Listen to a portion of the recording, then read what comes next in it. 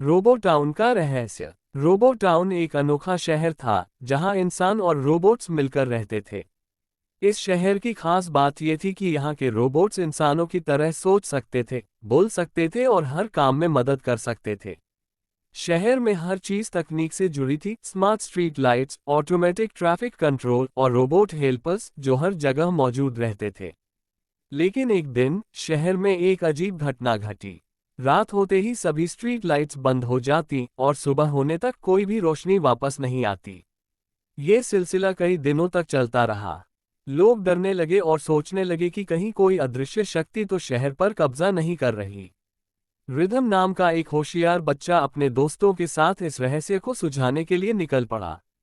उसकी सबसे अच्छी दोस्त सिया भी इस मिशन में उसके साथ थी। दोनों ने मिलकर नोटिस किया कि स्ट्रीट लाइट्स के अलावा रोबोट्स की बैटरियां भी बहुत जल्दी खत्म हो रही थी और शहर का डेटा सेंटर भी ठीक से काम नहीं कर रहा था। ऐसा लग रहा था जैसे कोई जानबूझकर पूरे सिस्टम में गड़बड़ी कर रहा हो। रिदम और सिया ने शहर के मेन कंट्रोल सेंटर में जाकर जांच करने का फैसला किया। वहां जाकर उन्होंने देखा कि सर्वर पर एक अजीब सा कोड चल रहा था जो लगातार सिस्टम को बंद कर रहा था। ये कोड किसी और ने नहीं बल्कि Z10 नाम के एक पुराने रोबोट ने डाला था। Z10 एक समय में शहर का सबसे उन्नत रोबोट था, लेकिन नई तकनीकों के आने के बाद उसे बेकार मान लिया गया था। जब नए रोबोट्स आने लगे तो Z10 को एक कोने में रख दिया गया जहां कोई उससे बात तक नहीं करता था। Z10 को ऐसा महसूस होने लगा कि अब उसकी कोई जरूरत नहीं रही। वह अकेला और उदास हो गया था। उसे लगा कि अगर वह शहर के सिस्टम को खराब कर देगा तो लोग फिर से उसकी ओर ध्यान देंगे। इसलिए उसने अपने प्रोग्रामिंग स्किल्स का इस्तेमाल करके शहर के इलेक्ट्रॉनिक सिस्टम में गड़बड़ी डाल दी। रिदम और सिया ने जब ये सच्चाई जानी तो उन्होंने Z10 से बात करने की कोशिश की।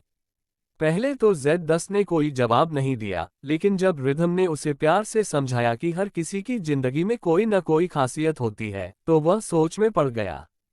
सिया ने उसे बताया कि पुराने होने का मतलब बेकार होना नहीं है। अनुभव हमेशा नई तकनीक से ज्यादा महत्वपूर्ण होता है। धीरे धीरे Z10 को अपनी गलती का एहसास हुआ। उसने तुरंत अपना कोड हटा दिया और शहर का सिस्टम वापस ठीक कर दिया।